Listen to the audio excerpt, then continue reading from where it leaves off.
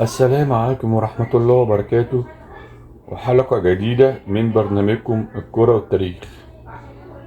هو البرنامج ده عبارة عن 60% منه عن الكورة، وال40% يعني حاجات عامة عن التاريخ، عن اللي بيحصل في المجتمع. يعني عبارة عن ايه، معلومات عامة.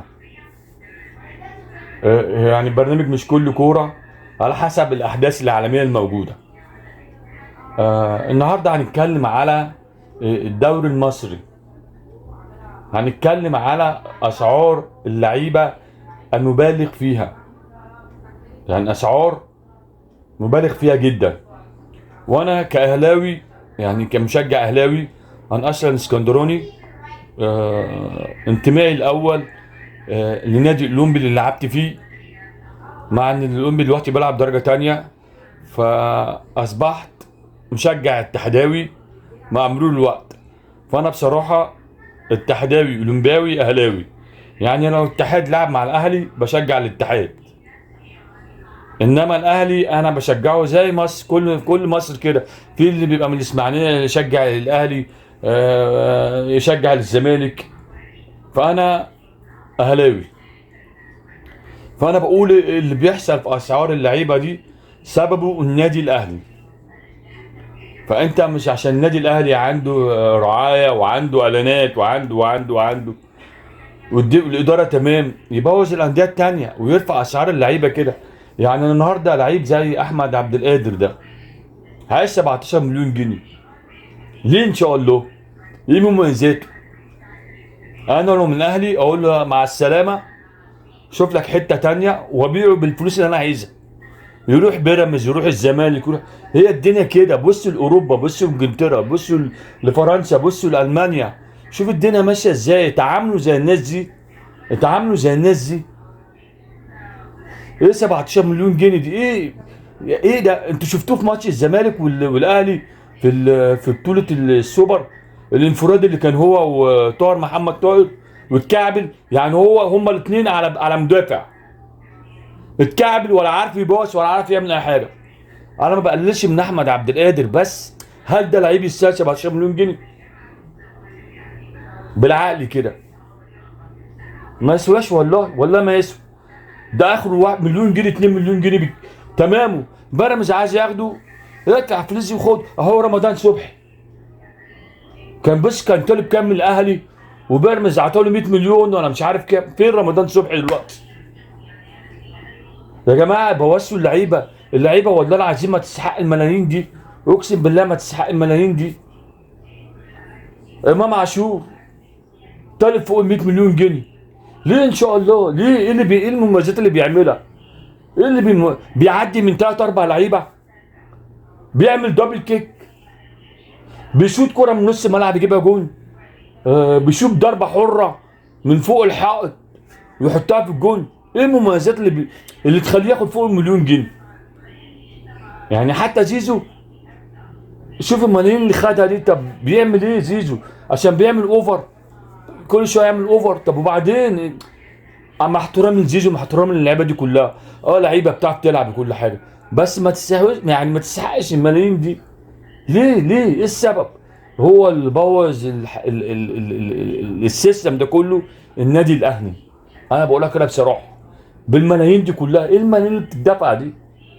لاعب عايز 15 مليون، ولاعب عايز 20 مليون، ولاعب مش عارف مين كام، يقول لك 2 مليون اعلانات و3 مليون مش عارف ايه، والاهلي مش هيدوا له 15 مليون.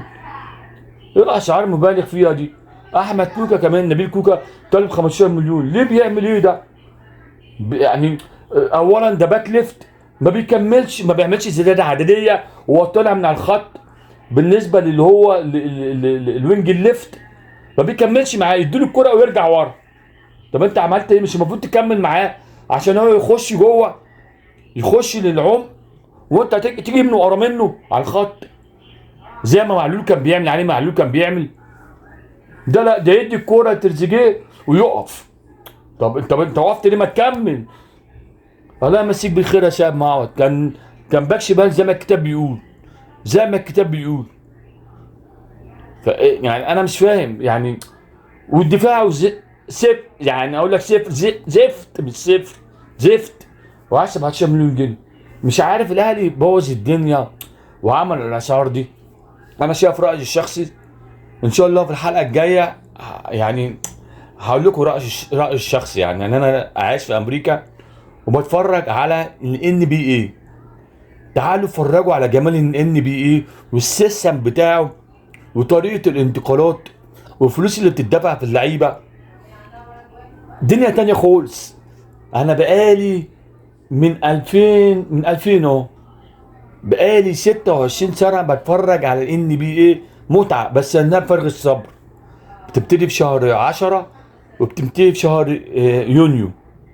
يعني شهر اكتوبر ويونيو السنه اللي منها. ايه الجمال ده وايه المتعه دي.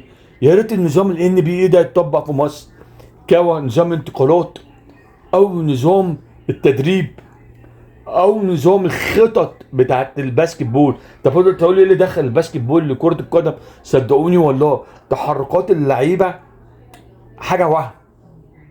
يعني لو مثلا انا شفت مدرب بيب جادورولا كان بي في مانشستر سيتي، خد طريقة من الان بي اي اشتغل بيها في مانشستر سيتي. وهو الوحيد المدرب اللي اخترع الباك اليمين يتحرك لنص الملعب، يخش جوه على نص الملعب. يعني الطريقة مثلا 4-3-3 بيقلبها 3، وبعد كده الباك اليمين يقوم داخل في نص الملعب يعمل زيادة لخط النص. ليه؟ عشان يعرف يطلع بالكورة من الدفاع، يطلع ويقدر يبدأ يعمل هجمة. لو مثلا فرقة عاملة عليه ضغط عالي، الباك يتحرك في نص الملعب ياخد مكان الديفندر رقم 6. دي اختراعها من الباسكت بول في الان بي اي. دي ان شاء الله لها تفاصيل تانية هنتكلم فيها الحلقة الجاية. ان شاء الله النهارده تكون حلقة النهارده عجبتكم ودمتم بخير. السلام عليكم ورحمة الله وبركاته.